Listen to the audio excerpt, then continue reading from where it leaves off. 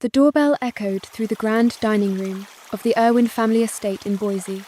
Like a gunshot cutting through the tension, Zane leaped from his chair, his voice dripping with excitement. That's him, the biggest investor who just saved our company from total collapse. Wait till you meet the person who's been keeping us afloat. My parents, Perry and Wanda, leaned forward with proud smiles, their eyes fixed on their golden boy, the son they'd always bet everything on. I sat quietly at the end of the table. The usual invisible guest barely touched plate in front of me. My name is Meredith Irwin. For years, my own family has seen me as the embarrassment of the Irwin named the daughter, who walked away from the timber empire our ancestors built across Idaho, choosing instead a simple life in Seattle as a remote software developer. In their eyes, I was the failure who turned her back on everything they valued. They had no idea. They never knew I was the anonymous investor, holding shares worth $9 billion in their company. That night, Zane had invited the mysterious savior to dinner, partly to show off, partly to rub my face in how irrelevant I'd become. The doorbell rang again. Zane practically ran to the entrance, throwing the heavy door wide open with a triumphant grin. Everyone turned to look, and in that moment, when they saw who was standing on the threshold, if you've ever been underestimated by the people closest to you, by family who thought they knew your worth and got it completely wrong, drop a comment below and tell me about the moment they realized how badly they'd misjudged you. Hit that like button if you're ready for what happens next, because this story is about to turn everything upside down. Subscribe and turn on notifications. You won't want to miss how one open door changed an entire family forever. That night at the dinner table, as Zane rushed to the door, my mind flashed back more than 12 years to the start of everything I'd kept hidden. The timber industry was in freefall. Prices for lumber had crashed after the housing bubble burst, and mills across the Northwest were shutting down left and right. Irwin Lumber, the company my great-grandfather had founded, and my father now ran, was bleeding cash. We were locked into long-term harvesting contracts that no longer made sense, and the processing plant in Boise desperately needed upgrades just to stay competitive. Banks wouldn't touch us. Investors were running scared. Dad spent nights on the phone begging for extensions while Mom worried in silence. I just turned 25 when Grandpa passed. He left me a modest inheritance, nothing life-changing by family standards, maybe enough for a down payment on a house in Seattle. But to me, it was seed money. I didn't rush in blindly. For almost 2 years, I studied everything I could. Nights after my day job coding for a small tech firm, I pored over SEC filings, balance sheets, and industry reports. I took online courses in corporate finance and even drove to Delaware to understand how anonymous entities worked. I set up layered holding companies. Nothing illegal, just standard structures that rich people use all the time to protect privacy. Delaware is famous for it. Thousands of corporations are registered there precisely because ownership can stay obscured. My first moves were disasters. I bought into a couple of unrelated resource stocks on margin, convinced I'd spotted bargains. When the market dipped again, I got wiped out. Lost nearly half the inheritance in 1 quarter. It hurt badly. I had to sell my stake in a tiny startup I'd co-founded with college friends. An app that matched freelancers with short-term gigs. We just started getting traction, but I needed the cash to cover calls. That sale stung more than the money. It felt like giving up a piece of myself. But those losses taught me patience. I shifted strategy. Instead of chasing quick wins, I focused solely on Irwin Lumber shares trading at depressed prices on the secondary market. Whenever the company issued convertible debt to stay afloat, bonds that could turn into equity, I had my holding entities buy in quietly. No one flagged it, because the purchases were spread across multiple shell companies, each under the radar threshold for mandatory disclosure. Dad and the board only saw occasional infusions from an anonymous angel fund that kept extending terms or providing bridge financing. They were grateful, even toasted the mystery savior at a couple of board dinners I heard about secondhand. They never suspected the money traced back to me. Year by year, the position grew. 5% became 10, then 20. I reinvested every dividend plowed profits from my day job into more purchases and waited through every downturn for cheaper shares. The layers held, no leaks, no questions. Even when the company went through a minor restructuring and issued new stock to raise capital, my entities were right there, subscribing. By the time prices started recovering with the post-recession building boom, I'd crossed 30% without triggering any public filing requirements. I kept going methodical, emotionless. 40% came during a rough patch when foreign competition hammered margins.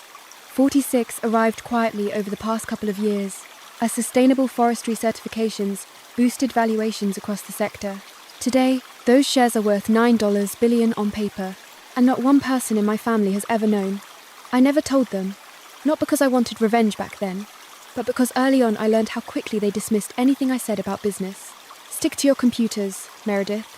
Dad once told me when I tried suggesting efficiency software for the mills. Zane laughed it off. Mum just changed the subject. So I stayed silent, built in the shadows, waited. 7 years before that dinner, I packed everything I owned into a used Subaru and drove the 420 miles from Boise to Seattle without looking back. The decision had been building for months. Every time I came home for a weekend or holiday, the conversations followed the same script. Dad would dominate the table, talking harvest yields, mill throughput, or new equipment leases. If I tried to join in, maybe mention software that could optimize logging routes or track reforestation compliance, he'd cut me off with a polite but firm sweetheart. This is timber, not tech. Leave it to the people who know the business. Mum would smile awkwardly and change the subject to grandchildren she wished I'd give her. Zane, already positioning himself as the heir apparent even in his mid-20 seconds, would roll his eyes and mutter something about city ideas not working in real forests. It wasn't just dismissal. It was erasure.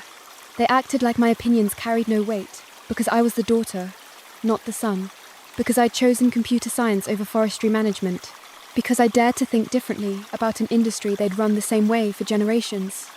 I landed a remote developer position with a mid-sized software company headquartered in Seattle. The pay was solid, but nothing extravagant enough for a one-bedroom apartment in Capitol Hill, second-hand furniture, and a reliable but boring sedan. I liked the anonymity of it. No one in my new circles knew about the Irwin name, or the sprawling landholdings back in Idaho. I was just Meredith, the quiet coder who met deadlines and kept to herself. The distance helped at first. Fewer visits meant fewer arguments, but the pull to help never went away. I watched the company's public filings like a hawk. When a severe wildfire season threatened supply chains and insurance premiums spiked, I almost picked up the phone. Instead, I routed another quiet trench through my holding entities. There were 2 moments I came dangerously close to breaking silence. The first happened during a Thanksgiving gathering 4 years ago. The market had turned again. Oversupply from Canadian mills flooded the States, driving prices down 20% in a single quarter. Dad looked exhausted, lines deeper around his eyes, as he admitted over turkey that they might have to lay off a third of the workforce at the main plant. Zane, usually so cocky, sat quiet for once. I just crossed the 35% ownership threshold. I knew I could stabilize things with a single directed investment. After dessert, I pulled Dad aside in his study. I've been following the numbers I started carefully. There's a way to structure bridge financing that he held up a hand. Meredith, I appreciate the concern, but this isn't the time for hobby theories. We need real solutions, not spreadsheets. His tone wasn't cruel, just final, like talking to a child who'd offered crayon drawings for a blueprint. I swallowed the rest and went back to the table. The moment passed. I never finished the sentence. The second near miss came 18 months later. A new federal regulation on sustainable sourcing was about to hit, and the company faced massive compliance costs. I drafted an email to Dad, professional detailed, laying out how targeted capital could fund the certifications and even turn them into a marketing advantage.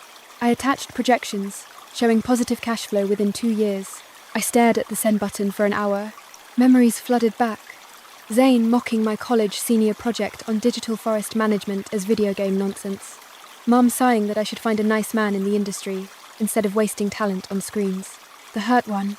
I deleted the draft. Those 2 moments crystallized everything. I wanted to help the company employed hundreds of families in rural Idaho, people I'd grown up around, but every attempt was met with the same wall. They didn't want my ideas. They wanted the version of me who stayed in Boise, married someone in timber, and let the men handle business. So, I doubled down on distance. Visits became rarer, phone calls shorter. I poured myself into work and into the slow, steady accumulation that no one saw. The internal conflict never fully quieted. Late nights in my quiet apartment, I'd run scenarios. What if I'd pushed harder? What if I'd just told them? But then I'd remember the casual dismissals the way Zane once said in front of extended family that at least one kid turned out useful and the resolve would harden again. I wasn't doing it for revenge. Not consciously.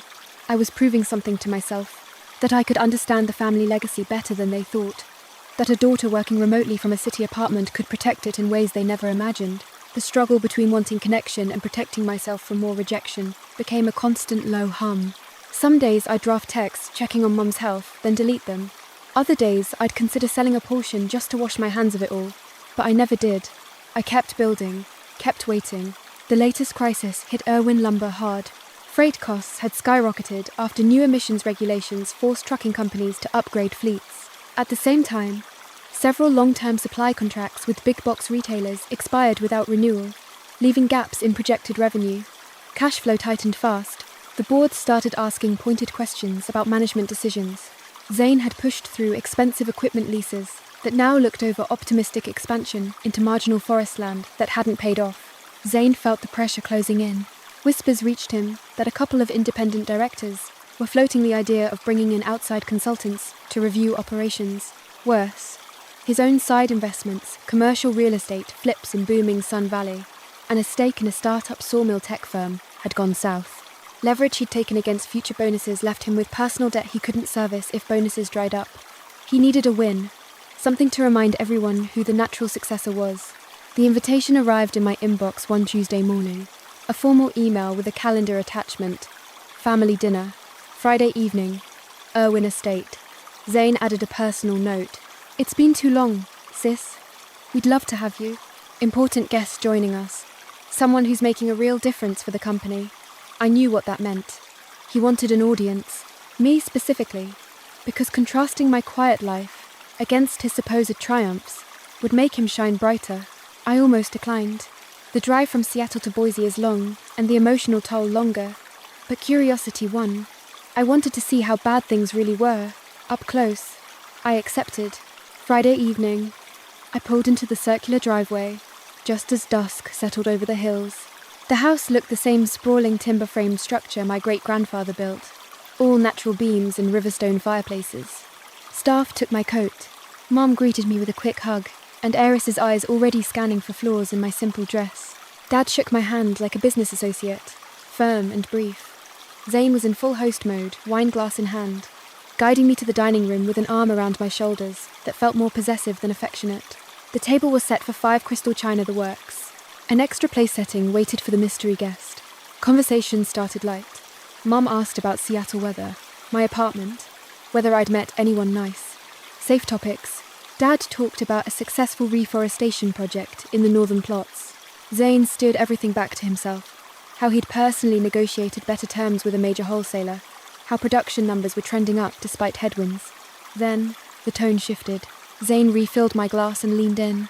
So, tell us about the exciting world of remote coding. Still working from that little apartment must be nice not having real responsibility. Mum laughed softly. Some people are just built for simpler lives. Dad nodded. Not everyone's cut out for the pressure we deal with here. It takes a certain kind of person to keep a multi-generation operation running. I let it slide at first, but Zane kept pushing. He described a recent board meeting where directors praised his crisis management. They're finally seeing what I've been telling them. I'm ready to take the reins completely.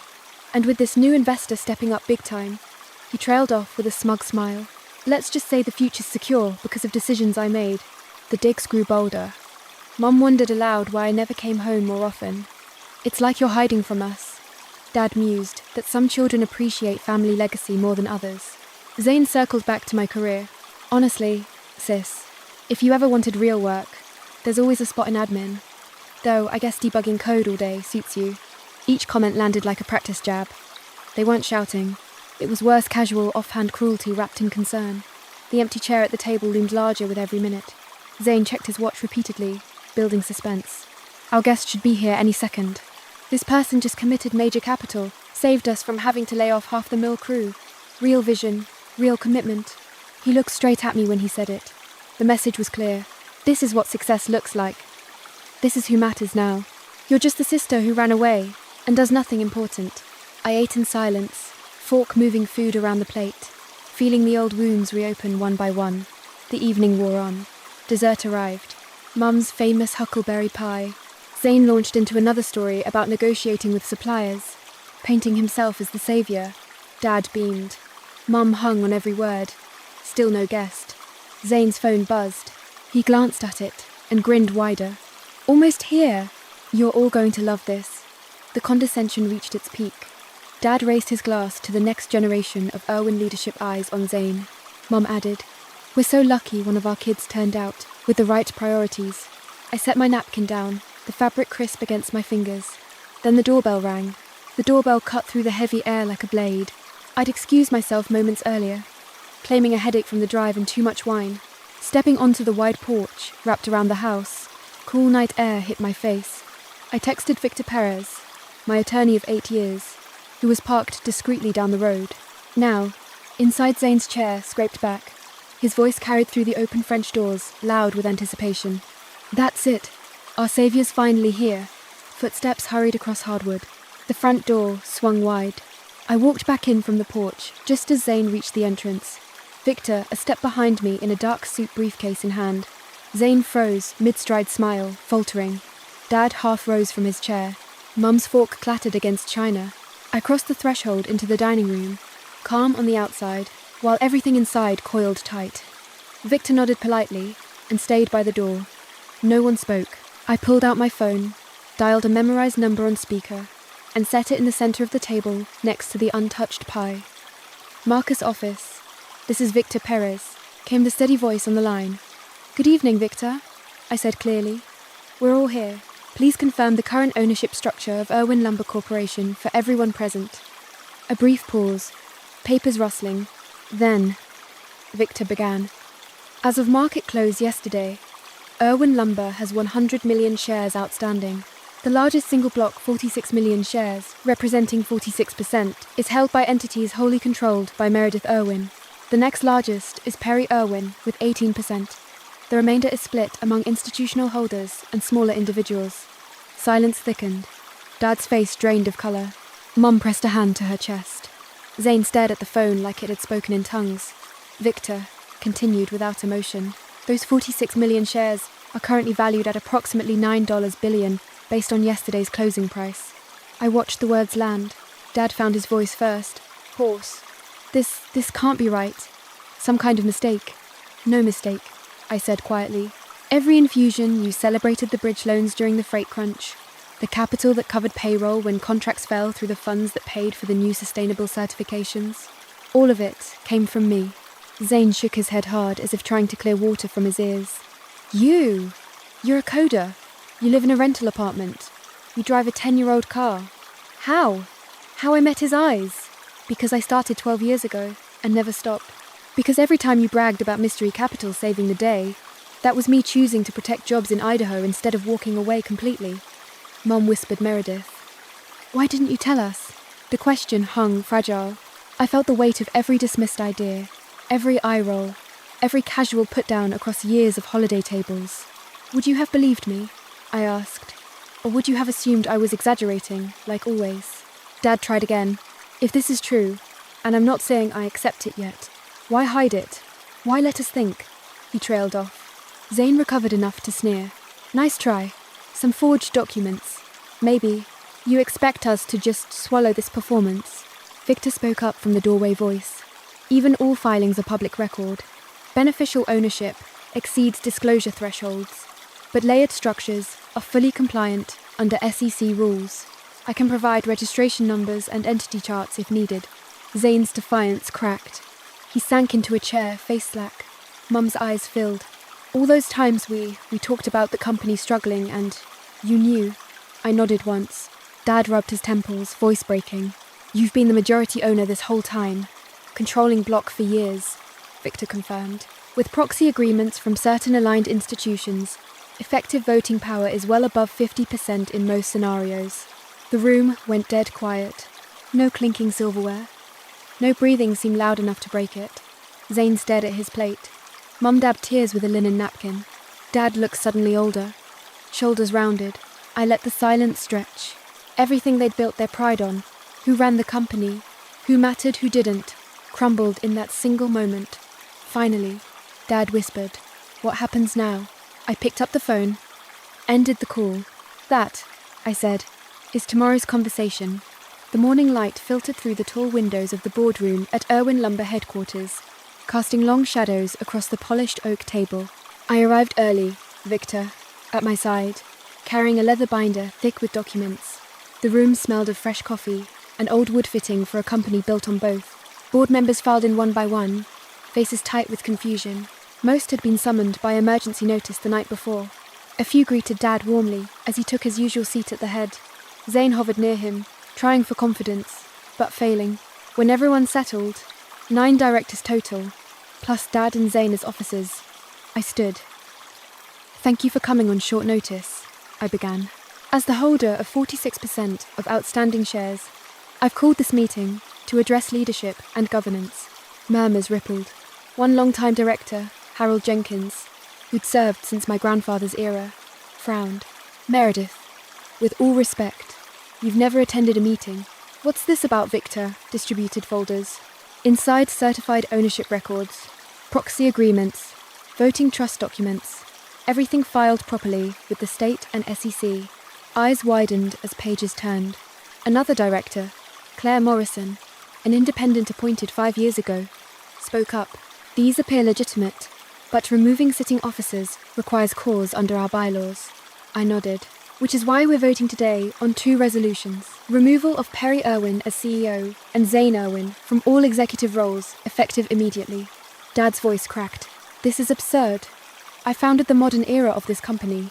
You can't just..." "I can," I said evenly, "and the numbers support it." The debate started. Harold pushed back hardest. "Perry's led us through downturns, expansions, everything. Tradition matters, family matters." A younger director, appointed during the sustainability push, countered. "Tradition doesn't pay debt or meet new regulations. We've barely stayed afloat lately." Zane tried charm. "Look, whatever misunderstanding happened last night, we can work this out privately. No need to wear laundry here." Claire cut in. "Private doesn't change share count." Votes were called. First resolution removed Dad as CEO. Proxies I'd secured from 2 institutions tipped the scale. 5 in favour, 4 against. It passed barely. Dad stared at the table, hands flat, knuckles white. Second resolution stripped Zane of titles. That one went 6-3, closer to consensus. Zane slammed a palm down. "You're destroying everything we built." I met his glare. "Everything I saved, multiple times." Outside the room in the hallway afterward, the pleading began. Mum waited by the elevators, eyes red. "Please, Meredith, talk to us. He's your father." Dad joined, voice low. "Whatever I said wrong over the years, I'm sorry. Don't do this. Not like this." Zane tried anger first. "You think you can just waltz in and take what's mine?" Then bargaining. "Keep me as COO. I'll report to whoever. Just don't cut me out completely." I felt the pull sharp familiar. The little girl who wanted approval, the daughter who once drew logging maps for fun and showed them proudly, only to be patted on the head and sent away. For a heartbeat, I wavered. One word, and I could soften it. Demote. But not remove consultant roles. Something to save face. But the years of dismissal flashed the eye rolls, the leave business to us, the way they'd toasted Zane while I sat silent. I straightened. "No." Mum reached for my arm. "Think about what you're throwing away. We're your family." I stepped back. Family doesn't treat people like disposable props. Dad's shoulders sagged. "I didn't see it. I should have seen you." The apology landed heavy and late.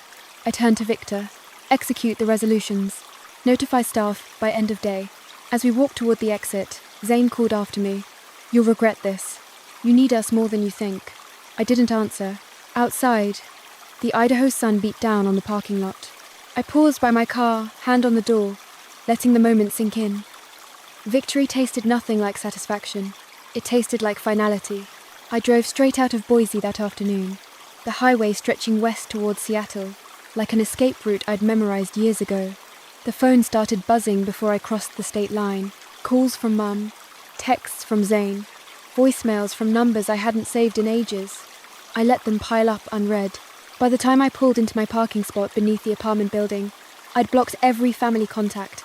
No explanations, no second chances. Silence felt both liberating and hollow. I wasted no time on the company. Within days, I'd recruited a new leadership team, a CEO with 20 years in sustainable forestry from Oregon, a CFO who turned around 2 mid-sized manufacturers, and a chief sustainability officer fresh from a major certification body, all remote, friendly, all hungry to prove themselves.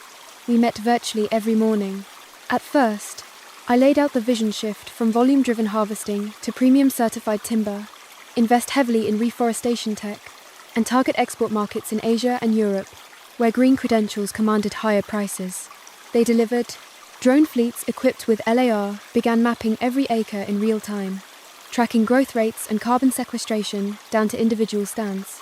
We partnered with universities for AI models that predicted disease outbreaks months early. New planting programs tripled seedling survival rates through soil sensors and automated irrigation.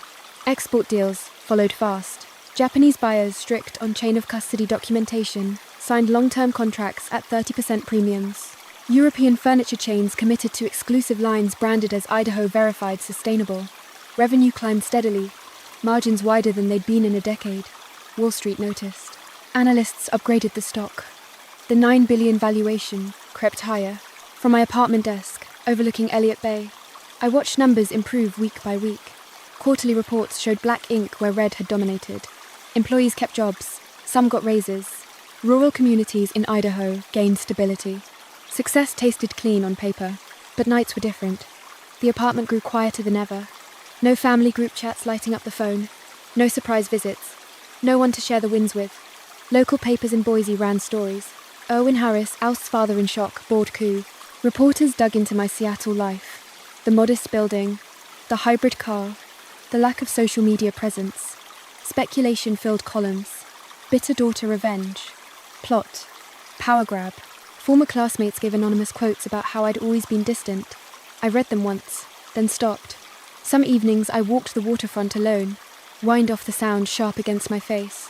Questions circled. Had I been too absolute? Could one conversation have changed anything? Was blood really thicker, or just an excuse people used to justify cruelty? Sleep came uneven. Dreams, mixed childhood memories. Hiking timberland with Dad, Mom, teaching me to identify tree rings with the frozen expressions at that dining table. I tried dating apps briefly. Matches fizzled when they learned my last name, or Googled the headlines.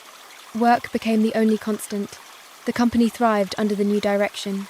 We launched a supplier code that raised wages for independent loggers. Carbon credit programs brought extra revenue streams. Stock buyback strengthened my position further. Everything I'd envisioned for the business materialized faster than projected. Yet, victory carried weight.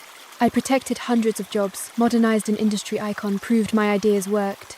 But the cost was a family I no longer had, and the nagging doubt whether complete severance had been justice, or just another form of running away. Some mornings I stared at blocked numbers on the call log, and wondered what they'd say if I answered.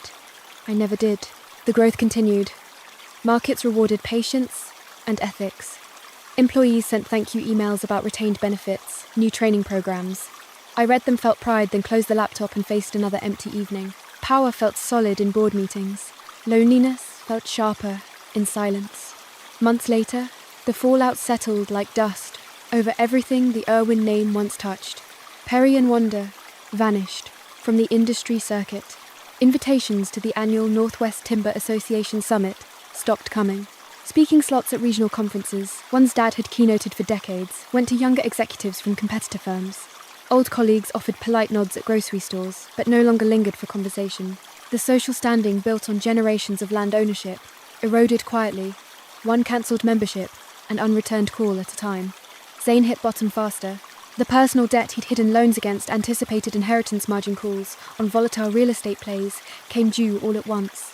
Creditors forced sales the vacation condo in Sun Valley, the customized pickup, even the boat he'd barely used. When cash still fell short, he took an operations manager role at a rival mill in Montana, commuting hours each way for a salary he once would have scoffed at. I learned these details second-hand industry newsletters, mutual acquaintances who reached out awkwardly, public records anyone could pull. None of them contacted me directly. The wall I'd built held firm. Meanwhile, I channeled profits into something separate from the past.